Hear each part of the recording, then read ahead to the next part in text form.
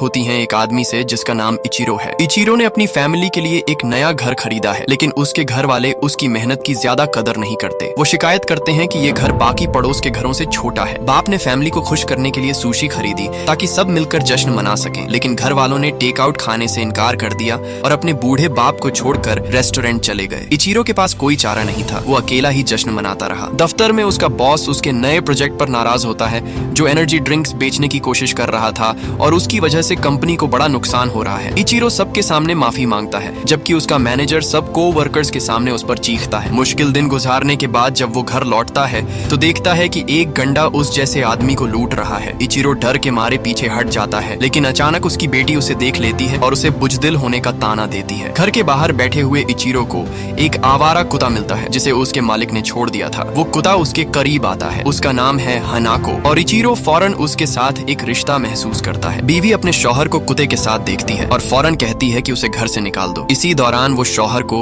उसकी medical examination की report देती है जिसमें मजीद टेस्ट करवाने की हिदायत दी गई होती है। इचिरो को डॉक्टर से एक भयानक खबर मिलती है। डॉक्टर उसे बताता है कि उसे स्टेज 4 कैंसर है और वो सिर्फ 3 माह जिंदा रहेगा। वो बीवी को फोन करके ये खबर देना चाहता है, लेकिन वो कॉल नहीं उठाती। इचिरो अपनी बेटी को भी कॉल करता है, लेकिन वो भी नजरअंदाज कर देती है। खाने के वक्त जब वो अपनी फैमिली को अपनी बीमारी के बारे में बताना चाहता है तो सब अपने आप में मसरूफ रहते हैं और उल्टा हर छोटी बात पर उसे ही इल्जाम देते रहते हैं। बीवी शौहर से कहती है कि कुत्ते को घर से निकाल दो, लेकिन अपने शौहर की आंखों में छुपी अजियत को बिल्कुल नजरअंदाज कर देती है। इचिरो अपने पालतू जानवर को गली में ले जाता है और सोचता है कि क्या उसकी फैमिली उसकी मौत पर आंसू बहाएगी। वो हनाको से माफी मांगकर उसे छोड़ने की कोशिश करता है, लेकिन वो हर जगह उसके पीछे पीछे आती है। आखिरकार इचिरो को एहसास होता है कि हनाको ही दुनिया में वाहिद चीज है जो उसकी परवाह करती है और वो बार बार उससे माफी मांगता है। पार्क में उसे एक और आदमी हीरो नजर आता है जो सोचों में घूम बैठा होता है। उसी वक्त दोनों ऊपर देखते हैं तो एक तेज रोशनी उनकी तरफ आती है। एक चीज उन पर बिजली की रफ्तार से गिरती है और इचिरो बेहोश हो जाता है, जबकि अजीब मखलूकन उसे घेरे लेती है और हनाको लगातार भौंकती रहती है। सुबह जब वो जागता है तो देखता है कि हनाको उसके साथ है और हैरत अंगेज तौर पर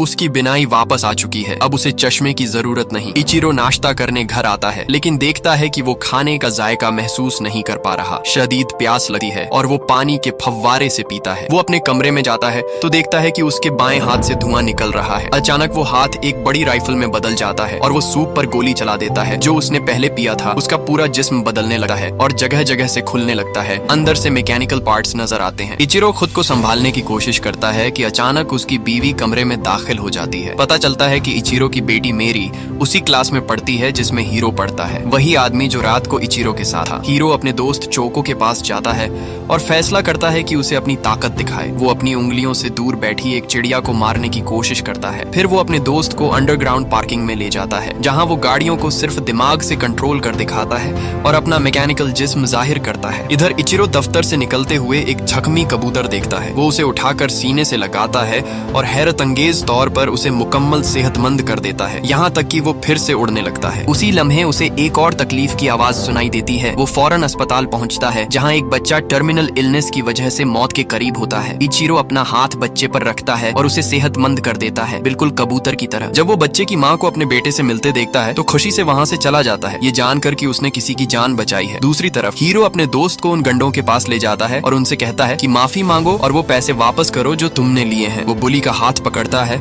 और उसे इतनी तकलीफ देता है कि वो फौरन मान जाता है। हीरो अपनी उंगली उस शख्स की तरफ करता है और जैसे ही गोली मारने लगता है चोको उसे रोक लेता है और कहता है बस करो। उसी बहादुरी को देखकर एक लड़की शियोन उसकी तरफ मुतज्जिब होती है और हॉलवे में उसे अपने जज्बात का इजहार करती है। हीरो उसका शुक्रिया अदा करता है और मुस्कुराते हुए वहाँ से चला जाता है। हमें पता चलता है कि हीरो की माँ तलाक याफ्ता है क्योंकि उसके शौहर ने उसे छोड़कर दूसरी औरत से शादी कर ली थी। शौहर की बेवफाई के बावजूद वो अब भी उसकी सेहत की फिक्र करती है और चाहती है कि हीरो अपने वालिद के साथ वक्त गुजारे। हीरो अपने वालिद के घर जाता है और उनके साथ खाने पर बैठता है, लेकिन उनकी खुशी को देखकर उसके दिल में गुस्सा भर जाता है क्योंकि वो समझता है कि ये खुशी उसकी माँ से छीन ली गई। जब वो अपने सुतैले भाई के साथ खेल रहा होता है तो अचानक अपनी उंगली वालिद के खानदान की तरफ करता है और गोली मारने का सोचता है, लेकिन आखिरकार रुक जाता है क्योंकि उसे एहसास होता है कि वो अब भी अपने वालिद से मोहब्बत करता है। हीरो अकेला घर लौटता है और अर्द गिर्द के घरों से आती खुशी की आवाजें सुनता है। वो एक घर में घुस जाता है और अंदर मौजूद सबको गोली मारकर कत्ल कर देता है। इस दौरान इचिरो अस्पताल में लोगों को बचा रहा होता है